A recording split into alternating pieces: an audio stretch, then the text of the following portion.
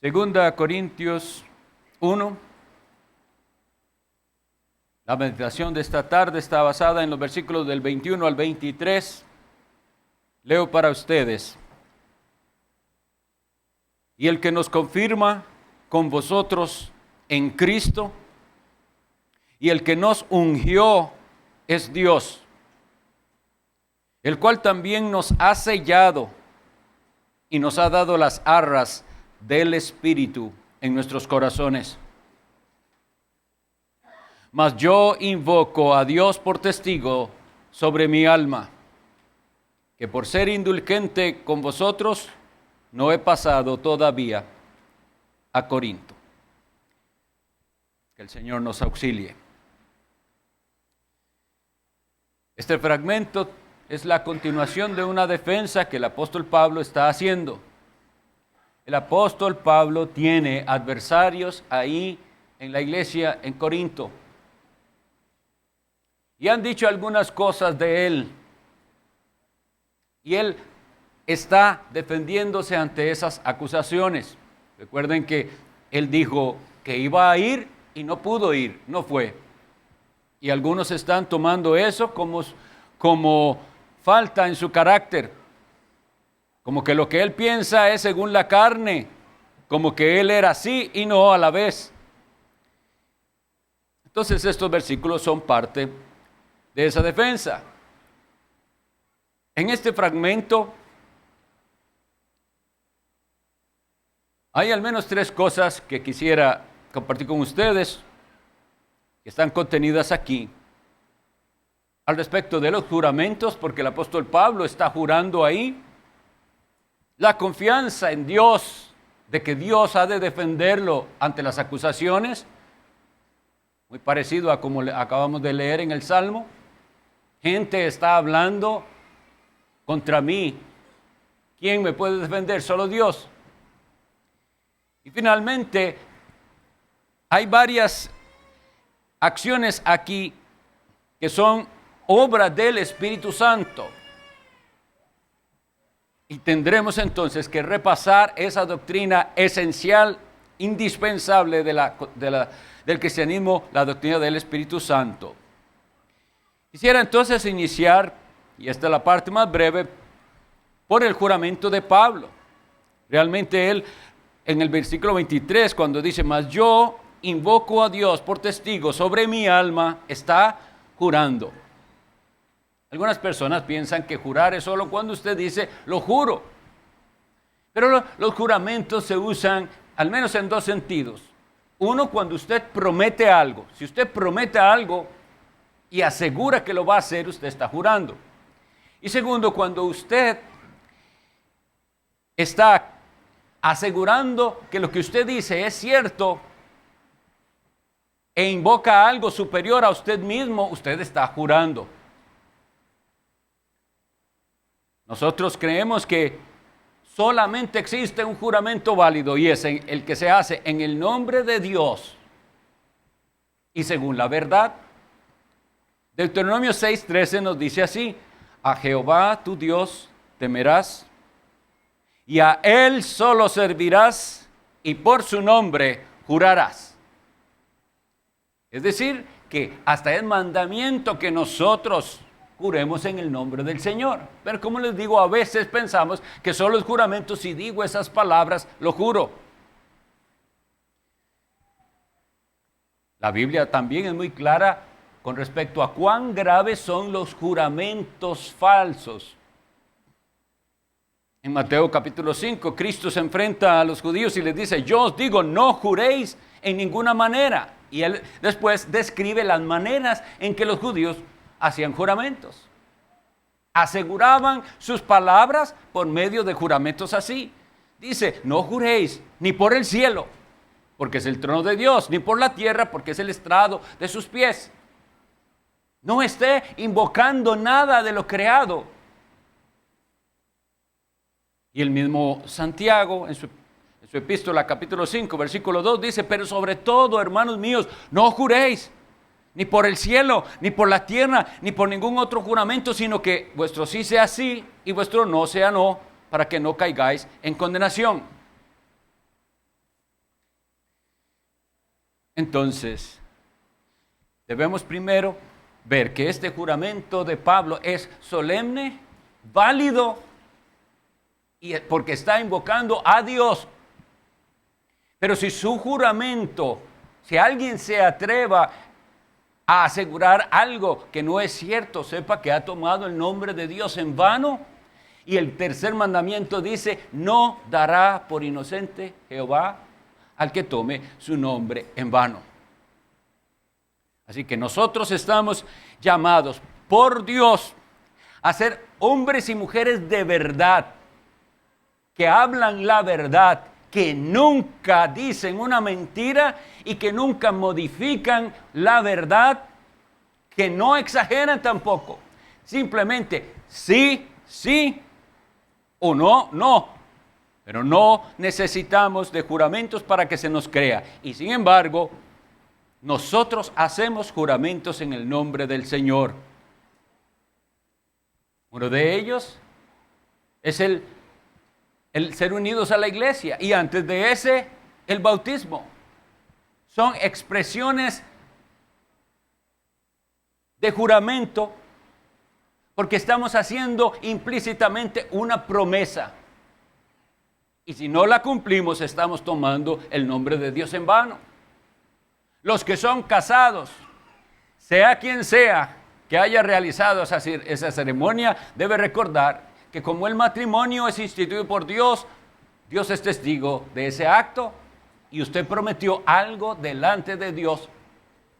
El matrimonio también es un juramento. Entonces el apóstol Pablo se ve obligado aquí a decir, yo invoco a Dios por testigo sobre mi alma. Y él no está tomando el nombre del Señor en vano. Él está atendiendo a lo que dice, por su nombre jurarás. Porque está hablando con la verdad. Es difícil, debemos reconocer cómo, o tratar de imaginar cómo se sentía el apóstol Pablo. Ese mismo salmo que recién leímos, que se refiere ese traidor del que habla el salmo es Judas. Según el apóstol Pedro, eso se cumplió en Judas. Dice, otro tome su oficio. Es lo que dice el salmo. Y estaba refiriéndose a Judas, el traidor. Entonces, aunque el significado e interpretación primaria del Salmo es Cristo y la traición que Cristo recibió y sus ataques, también nosotros en Cristo sabemos que tendremos quien hable contra nosotros cosas que no son ciertas, como el apóstol Pablo lo estaba enfrentando. Gente que habla mal de mí. ¿Cómo hago para enfrentar esto? Bueno, algunas promesas. Y esta parte es breve, pero no quería pasarlo por alto, que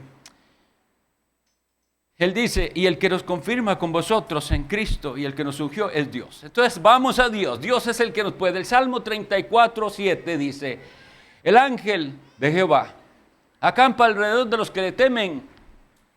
Y la última parte dice, y los defiende. ¿Cree usted cuando habla mal de usted? Cuando han pensado mal de usted, que Dios le defiende. Yo sé que en muchos casos no se cree que Dios defienda porque la persona hace todo por vengarse. Y si está involucrado en tratar de desquitarse es porque no cree que Dios le puede defender. No parece entonces que muchos crean que el ángel de Jehová acampa a su alrededor para defenderlos. Pero si usted teme a Dios, si usted teme a Dios, sepa que esta promesa es para usted también. El ángel de Jehová acampa alrededor de los que le temen y los defiende. Y usted puede decir, mi Dios me defenderá de esta situación en que estoy, cuando me calumnian, cuando están contra mí, cuando levantan acusaciones falsas. El Salmo 43:1 dice, júzgame, oh Dios, y defiende mi causa. Líbrame de gente impía y del hombre engañoso e inicuo. El Salmo 54:1 dice, oh Dios, sálvame por tu nombre y con tu poder defiéndeme. Eso todo debe haber estado en la mente del apóstol Pablo, sintiéndose acusado injustamente.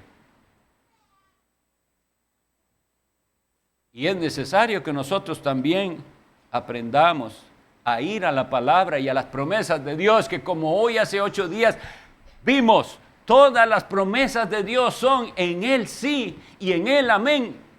Pero usted tiene que estar en Cristo. Si está en Cristo, usted puede llamar a Dios en la esperanza de que Él le defenderá, de que Él defenderá su causa, que Él con su poder lo defenderá. Porque el mismo apóstol Pablo escribió en la epístola a los Romanos 12:19 lo siguiente: no os venguéis vosotros mismos, amados míos, sino dejad lugar a la ira de Dios, porque escrito está. Siempre es la escritura la que nos da la esperanza. Escrito está: mía es la venganza, yo pagaré, dice el Señor. En esas condiciones está el apóstol Pablo. Pero él dice entonces lo siguiente: el que nos confirma con vosotros en Cristo y el que nos ungió es Dios, el cual también nos ha sellado y nos ha dado las arras del Espíritu en nuestros corazones. Entonces, estos 2 versículos contienen algo de la obra del Espíritu Santo en el creyente que nosotros debemos entender muy bien. Lo primero que él dice es el que nos ungió. El que nos ungió es Dios. Debemos entender entonces lo primero, el significado de unción. ¿Por qué se habla así? ¿Qué entendemos nosotros por unción? En la Sagrada Escritura se usaba ese rito de ungir, es decir, de derramar aceite sobre la cabeza de alguien, en al menos estos casos, para un sacerdote. Dice así Éxodo 29:21. Éxodo 29:21 dice, las instrucciones de Dios dadas a Moisés, dice: y el aceite de la unción rociarás sobre Aarón, sobre sus vestiduras, sobre sus hijos y sobre las vestiduras de estos. Y él será santificado, y sus vestiduras y sus hijos y las vestiduras de sus hijos con él. Prestemos atención. Qué interesante que tenga que ungirse hasta las vestiduras. Bueno, el símbolo de la unción es santificación o apartarlos para un uso sagrado, para un uso especial.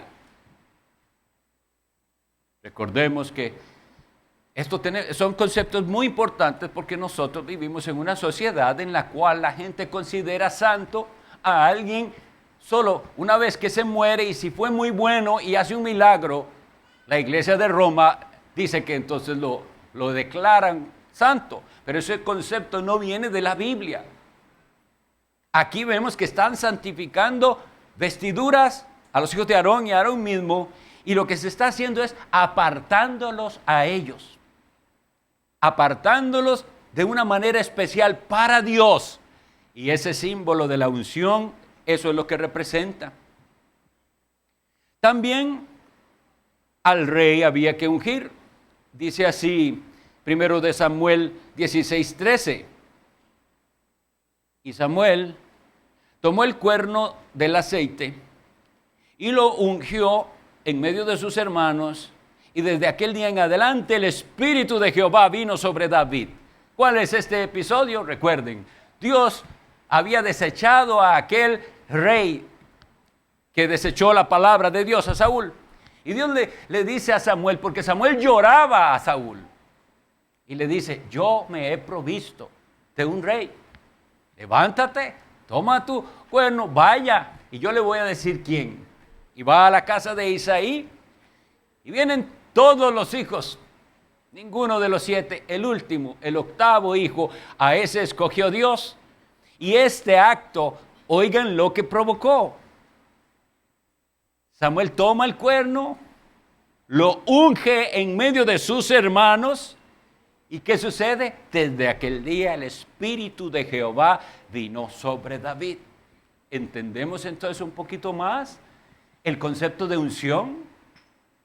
Porque también Aarón, los sacerdotes, estaban siendo separados y el Espíritu de Dios les capacitaba entonces para una cierta labor específica, el sacerdocio, una tarea sagrada. Y ahora viene Dios y a través de ese mismo rito de unción capacita y separa a David para que llegue a ser el rey. También nos dice la Biblia que al menos en una ocasión a un profeta se ungió para su oficio. Y así dice el primer libro de los Reyes, capítulo 19, versículo 16. Dios ha decidido llevarse a Elías, al profeta Elías. Ha terminado el tiempo de su ministerio. Y él le dice, cuando ya, recuerden todo el ministerio de Elías, ya le está cansado, ya ha pasado por todas esas cosas, pero todavía le falta un poco más, le dice Dios. Todavía falta. Tome fuerzas porque va a tener que hacer 3 cosas. Y le dice Dios a Elías, a Jehú, hijo de Nimsi, ungirás por rey sobre Israel. Y a Eliseo, hijo de Safat, de Abel Meola, ungirás para que sea profeta en tu lugar. Igualmente, entonces en aquella unción se separa, se aparta un hombre para una tarea específica y se le capacita para ella una tarea sagrada. Y he querido traer estos 3 oficios porque sabemos que nuestro Señor Jesucristo fue ungido, porque eso es lo que significa la palabra Mesías o Cristo, el ungido. Fue ungido por Dios para ser, sí, nuestro sacerdote, único mediador entre Dios y los hombres. También nuestro profeta, el que nos trajo la palabra de Dios misma.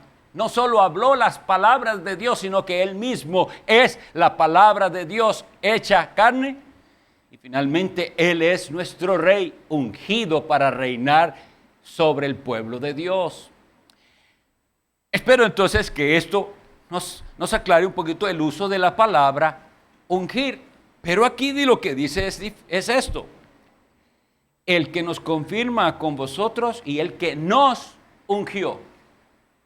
Pablo está hablando por él y por los que con él están. Dice que Dios los ungió. Como les digo, Jesús fue primeramente ungido, separado, comisionado, como el Cristo, el Mesías, lo cual Hechos 4:27 confirma cuando está orando Pedro y dice así, porque verdaderamente se unieron en esta ciudad contra tu santo Hijo Jesús, a quien ungiste. Dios ungió a su Hijo para que fuera todo eso que Él es para su pueblo.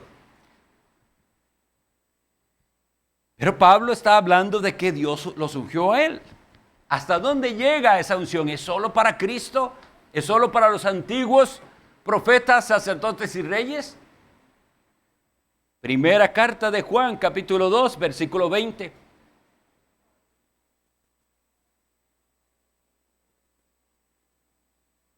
Dice así, pero vosotros tenéis la unción del Santo y conocéis todas las cosas. La unción del Santo la tiene todo hijo de Dios, todo creyente, todo convertido ha recibido la unción del Santo que le capacita para tener conocimiento espiritual. Porque a todas luces esto pudiera interpretarlo alguien mal, de una manera descabellada y decir, vosotros tenéis la unción del Santo y conocéis todas las cosas. No es todas las cosas. Estamos hablando de lo espiritual, ese conocimiento espiritual que se necesita para saber quién es Jesús. Ese lo da Dios a los suyos para que sepan quiénes son, quién es Jesús. Vosotros tenéis la unción del Santo y conocéis todas las cosas, no significa entonces que entendemos absolutamente todas las cosas que en este mundo pasan. Ni se refiere a todas las cosas en todos los campos. Son las cosas necesarias para la salvación, las cosas verdaderamente espirituales que el ser humano sin conversión no puede entender. ¿Recuerdan cuando vimos en 1 Corintios qué pasa con el hombre natural? No puede entender lo que es espiritual. Él no tiene al Espíritu Santo que le capacite para ello. Pero entonces esa unción la tiene todo cristiano verdadero. La unción que le capacita para entender las cosas espirituales apropiadamente. Dice, el que nos ungió es Dios. Su Santo Espíritu envió, ahora cantábamos, y eso es parte de lo que hace Dios. Da su Espíritu. El Espíritu de su Hijo también se llama el Espíritu Santo. Lo da a los suyos.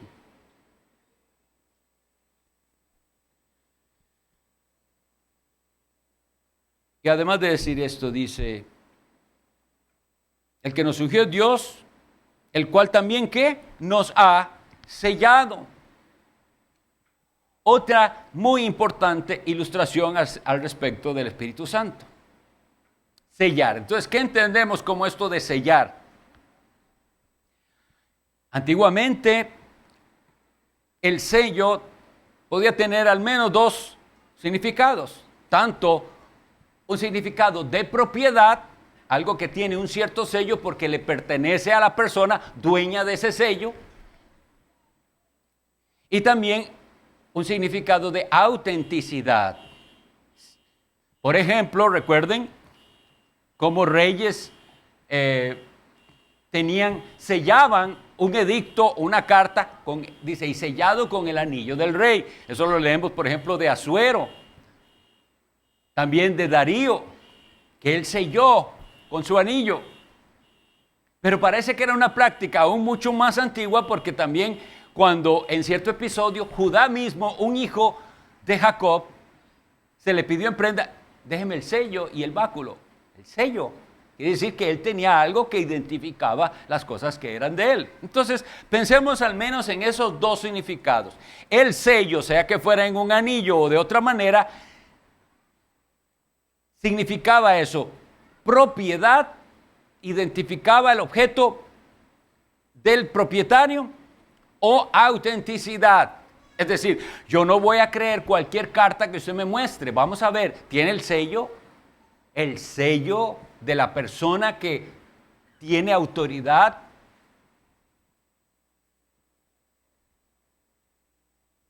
Dice que Dios nos ha sellado.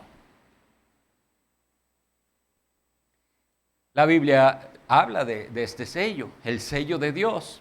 En Apocalipsis 9:4 dice así, se les mandó, esto era a los ángeles, que no dañasen a la hierba de la tierra, ni a cosa verde alguna, ni a ningún árbol, sino solamente a los hombres que no tuviesen el sello de Dios en sus frentes.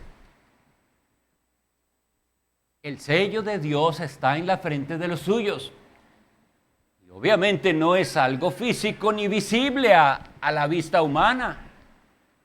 Igual como la marca de la bestia no es, y tristemente algunos siguen esperando una marca visible así, en sus frentes o en sus manos, sin entender el significado espiritual. Y esos que todavía están esperando esa marca probablemente ya tienen la marca. Piensan como Babilonia y actúan como Babilonia. Tienen el sello en su frente y en sus manos. Pero este es el sello de Dios. Lo lleva en la frente todo hijo de Dios. Y lo pueden identificar los ángeles. Gloria a Dios que así es. Esos ángeles que sirven a Dios, sirven al pueblo de Dios y ellos identifican quién tiene el sello de Dios. Es un sello entonces espiritual.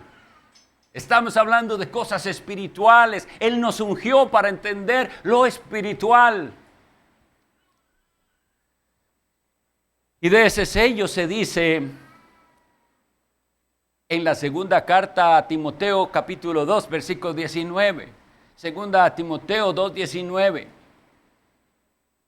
Versículo precioso para memorizar. Pero el fundamento de Dios está firme, teniendo este sello. Conoce el Señor a los que son suyos, y apártese de iniquidad todo aquel que invoca el nombre de Cristo. Este es el sello. Dice que Dios nos selló. Prestémosle atención al sello, porque hoy en día a la gente le gusta invocar a Dios. Dios conoce mi corazón. Y eso sería solo una parte. Dios conoce mi corazón. Como aquí dice, el Señor conoce a los que son suyos. Pero ahí no queda. Dice que esos que son suyos están mandados a algo. Apártese de iniquidad todo el que invoca el nombre de Cristo. Quiere decir que los que son sellados por el Espíritu Santo de Dios, primero que todo, invocan a Cristo como Señor y Salvador. Y segundo, se apartan de iniquidad. Así que si tenemos a alguien que piense que es cristiano y sellado por el Espíritu Santo, pero no invoca el nombre de Cristo y no se aparta de iniquidad, ese sello es falso. Así como hay trampas en este mundo, parece que hay gente que trata de falsificar el sello de Dios, pero el sello de Dios está firme, está fundamentado en la verdad, y esa verdad produce algo en la vida de los que han sido sellados. El que nos confirma con vosotros es Cristo, y el que nos ungió es Dios, el cual también nos ha sellado y nos ha dado las arras del Espíritu en nuestros corazones. Y esa es la tercera ilustración que quisiera ver al respecto del Espíritu Santo. ¿Qué eran las arras? Arras. Las arras eran una prenda de garantía. Una prenda de garantía. Cuando alguien se comprometía a hacer algo, no solo daba su palabra, sino que daba algo que era lo que iba a responder. Tenga esto, se lo doy como mi compromiso de que cumpliré lo que le he dicho. ¿Y qué es lo que...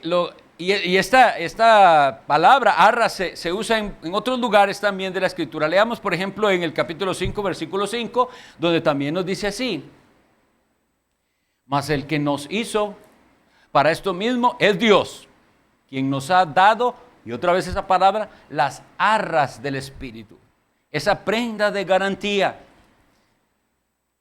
Y leamos por favor lo que dice Efesios capítulo 1, los versículos 13 y 14. Procure buscar esta cita. Efesios 1, versículos 13 y 14.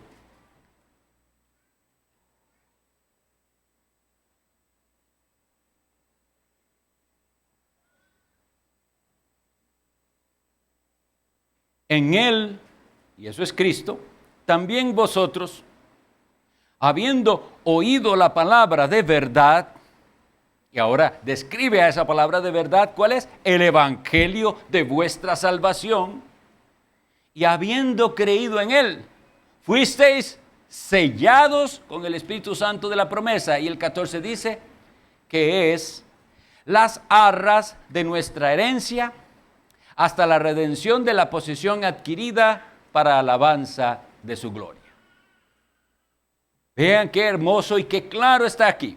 Entonces, ¿cómo ocurre? Dice que nosotros escuchamos la palabra de Dios, ese evangelio de salvación, y que habiendo creído en Él, el Espíritu Santo viene, sella nuestra fe, haciéndonos invocar a Cristo, apartándonos nosotros de toda iniquidad, como acabamos de ver.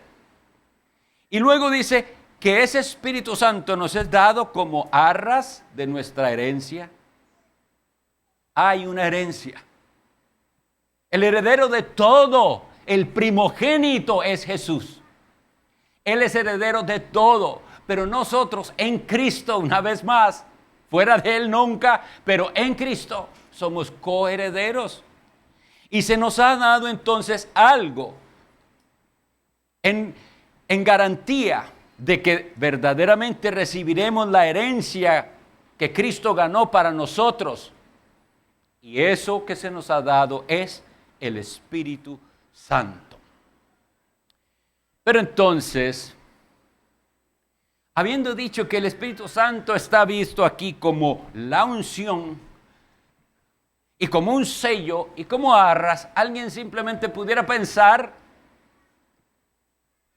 que el Espíritu Santo entonces es eso, simplemente ilustraciones de lo que el poder de Dios hace en nosotros. Y una de las doctrinas más dañinas y heréticas es no considerar al Espíritu Santo Dios mismo. El Espíritu Santo de Dios es Dios. Y entonces no es algo, sino es alguien. El Espíritu Santo, su persona divina. Muy brevemente recordemos cuáles secciones de la Escritura nos confirman esto. La Biblia dice con respecto al Espíritu Santo que puede ser contristado. Y dice Efesios 4:20, y no contristéis al Espíritu Santo de Dios, con el cual fuisteis sellados para el día de la redención. Y ese Espíritu Santo de Dios, dice Santiago 4:5, lo siguiente: ¿o pensáis que la Escritura dice en vano, el Espíritu que Él ha hecho morar en nosotros nos anhela celosamente? Estas son características no de una fuerza impersonal, sino de alguien. El Espíritu Santo de Dios nos anhela celosamente. Y cuando nosotros en nuestro pecado miramos al mundo y adulteramos de esa manera, contristamos al Espíritu Santo. Pedro, cuando confronta a los judíos, les dice en Hechos 7:51, duros de cerviz, es decir, no se doblegan, duros de cerviz e incircuncisos de corazón y de oídos. Vosotros resistís siempre al Espíritu Santo como vuestros padres, así también vosotros. Estas palabras son duras, pero como nuestro corazón es tan engañoso, hay que aclararlo. Aquí mismo puede haber alguien resistiendo al Espíritu Santo y negando la luz que Dios da, porque prefiere seguir caminando en su error y sus tinieblas. Y la misma parábola entonces le dice, vosotros, duros de cerviz, incircuncisos, impuros de corazón y de oídos, siempre estáis resistiendo al Espíritu Santo. ¿Cómo se resiste al Espíritu Santo? Solamente analice y observe cómo alguien recibe la palabra de Dios. La recibe con reverencia, con respeto. Va a la Sagrada Biblia a verificar, o simplemente cierra sus oídos para seguir su propio camino y su propia voluntad. A Ananías, un discípulo de aquella época que trató de hacer fraude, o que hizo fraude en lo que dijo, Pedro le dice así en Hechos 5:3. Y dijo Pedro, Ananías, ¿por qué llenó Satanás tu corazón para que mintieses al Espíritu Santo? Si el Espíritu Santo es alguien al cual usted le puede mentir, de ninguna manera es una fuerza impersonal. Él es Dios. Y se atrevieron a mentirle al Espíritu Santo, él y su esposa,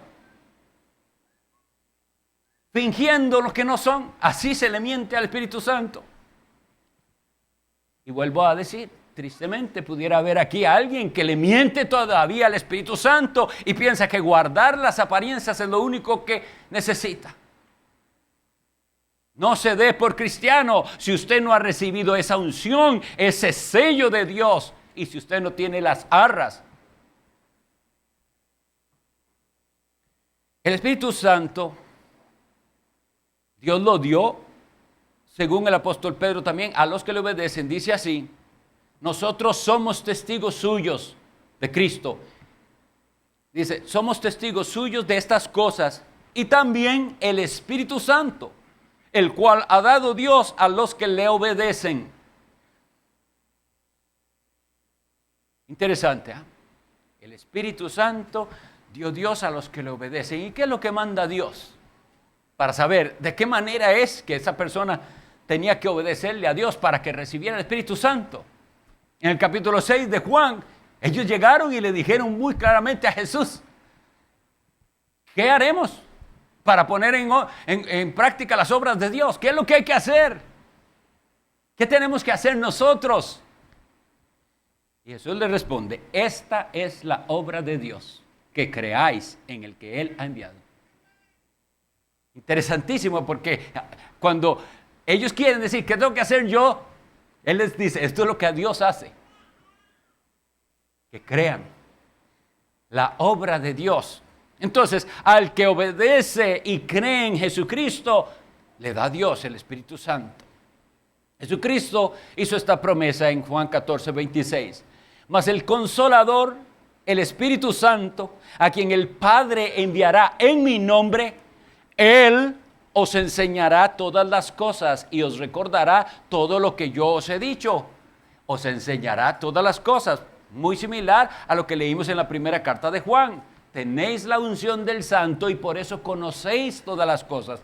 ¿Cómo es posible? Porque vino el Espíritu Santo y me enseñó lo que necesitaba creer para la salvación. Me enseñó quién era el Hijo de Dios y me recordó todo lo que Cristo pide de nosotros. En particular, esto se cumple obviamente en los apóstoles, que escribieron todas las palabras que Cristo quería que llegaran a los suyos. Y finalmente, porque esto es algo muy, muy importante, he tomado el tiempo de hacer esa recopilación. Sí, unción, sí, un sello y arras, pero es Dios mismo, la persona divina del Espíritu Santo, contra el cual, mis estimados, aquel que blasfemara no tendrá perdón. A todo aquel que dijere una palabra contra el Hijo del Hombre, dice la Escritura, le será perdonado. Pero al que blasfemare contra el Espíritu Santo, no le será perdonado. Lucas 12:10. Esto está diciéndonos algo importantísimo de la persona del Espíritu Santo. Y yo quisiera que ustedes y yo seamos más cuidadosos en entender la obra del Espíritu Santo, la persona del Espíritu Santo, porque es algo muy serio. No quisiera que nada más aprendamos a repetir, sí, la unción, sí, el sello y las arras. Esto tiene que ser algo entendido espiritualmente y aplicado. ¿Se recibe el Espíritu Santo? Claro que sí, se recibe. Gálatas 3:2 dice, esto solo quiero saber de vosotros. Cuando había esa controversia, vinieron los falsos manchando el evangelio, corrompiéndolo. Pablo les contesta esto solo quiero saber de vosotros. ¿Recibisteis el Espíritu por las obras de la ley o por el oír con fe? Es oír con fe. ¿Cómo oye usted? ¿Cómo oye usted la palabra de Dios? No solo me refiero a cómo la oye en este momento cuando es predicada. ¿Cómo la oye?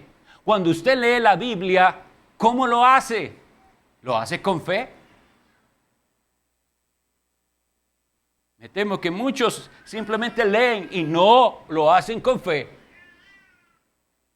Y aquí nos dice que el Espíritu Santo fue recibido por oír con fe.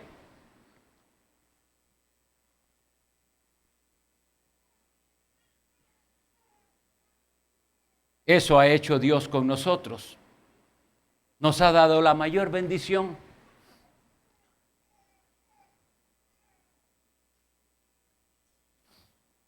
el que nos confirma con vosotros en Cristo, y el que nos ungió es Dios, el cual también nos ha sellado. Dios fue el que lo hizo y nos ha dado las arras del Espíritu. Dios lo hizo en nuestros corazones.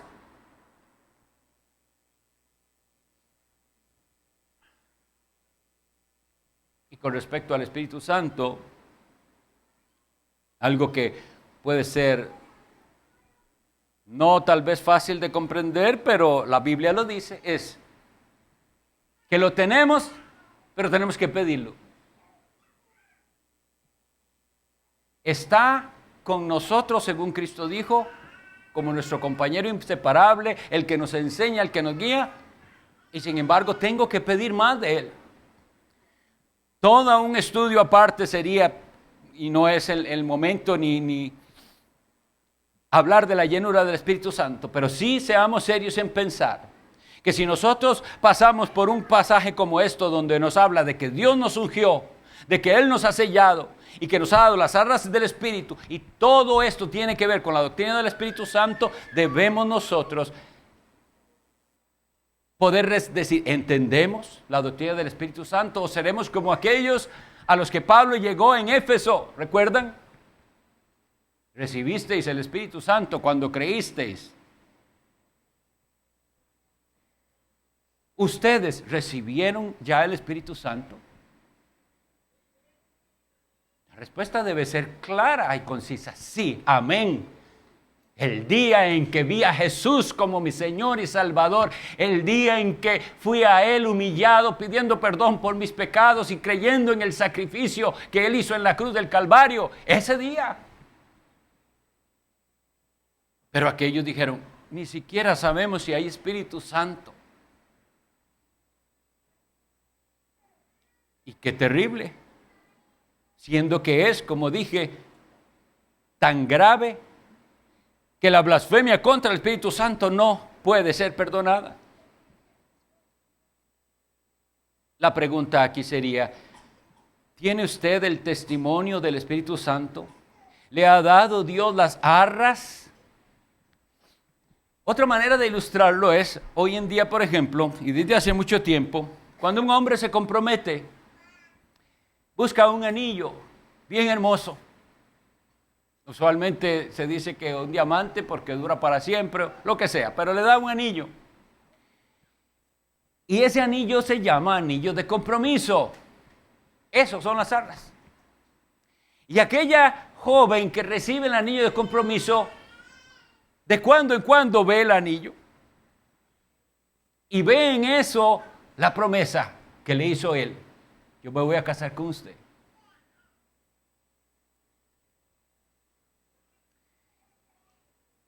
Entonces, espiritualmente hablando, ¿tiene usted el testimonio del Espíritu? Puede usted decir, Él va a volver por mí, porque Él prometió volver por su iglesia.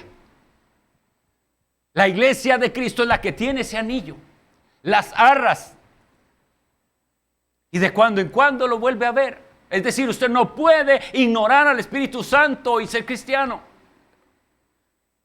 Usted tiene que tener un concepto correcto del Espíritu Santo porque es el que da testimonio en el corazón del creyente de que Dios nos adoptó como sus hijos.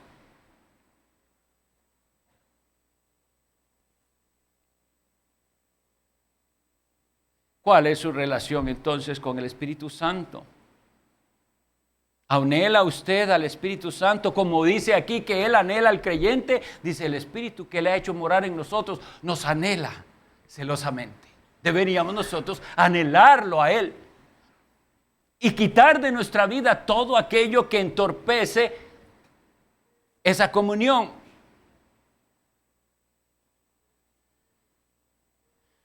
Finalmente, una cosa que prevalece en el texto que hemos visto es que esto es de Dios. Usted no se puede ni sellar a usted mismo. No se puede. El que nos ungió es Dios. Y el que nos dio las arras es Dios. Nos ha sellado Dios. Por eso al que hay que ir es a Dios. ¿Ha ido usted a Él en ese entendimiento? Dame a Cristo. Ese debe ser su ruego.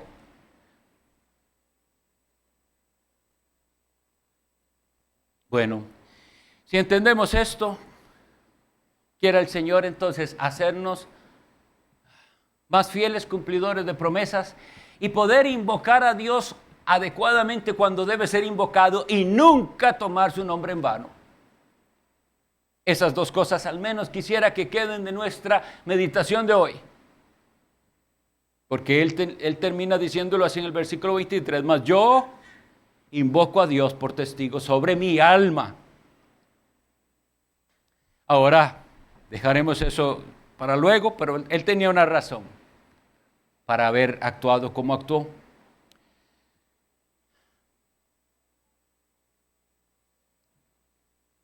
Que nosotros vayamos a nuestros hogares meditando en la obra preciosa del Espíritu Santo, en esa iluminación que viene a la vida de la persona para que entienda lo que antes nunca entendía. Primero, ¿qué? Que es pecador. Nunca se había sentido pecador, merecedor del infierno, y un día lo hizo. ¿Y sabe quién hizo eso? El Espíritu Santo. Porque Cristo dice, cuando Él venga, convencerá al mundo de pecado y de justicia y de juicio. Entonces ese día vio su realidad, su merecida condenación. ¿Y quién se la hizo ver? El Espíritu Santo. Y ese día escuchó el Evangelio que le dijo, no tiene por qué quedarse ahí en ese estado de condenación. Venga el Salvador Jesucristo. Y usted oyendo ese Evangelio, esa buena noticia, va a Cristo y cree que su sangre le limpia de todo pecado. Entonces es sellado por Dios. ¿Cómo es ese sello que vimos? Invoca a Jesús y se aparta de iniquidad. Y entonces recibe usted ahora sí las arras. Tome esto. Esto usted lo va a tener hasta que Él regrese. Ojalá quiera Dios que haya muchos aquí esperando el regreso, seguros de que tienen las arras del Espíritu, que han sido sellados y ungidos por Dios. Oremos. Dios Padre bueno, te damos gracias por tu palabra y por contestar nuestra súplica de enviar a tu Santo Espíritu, al cual necesitamos constantemente y que tú has prometido que está con los tuyos y en los tuyos. Oh mi Dios, que nuestras palabras y nuestra conducta, nuestra vida toda, sea una demostración de que de verdad tú nos has sellado, tú nos has ungido y nos has dado las arras del Espíritu. Bendice las almas. Ten misericordia de aquellos que hoy dudan. Y líbranos, Señor, de blasfemar tu nombre. En el nombre de Jesús pedimos estas cosas. Amén.